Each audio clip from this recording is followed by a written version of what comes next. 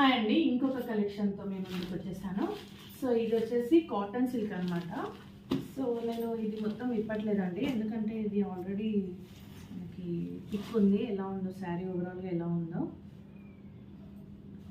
ఇది బ్లౌజ్ వస్తుంది, ఇది కొంగు అనమాట.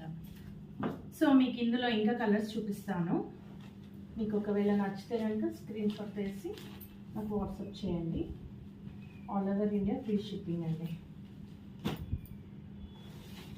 Orange, ash colour,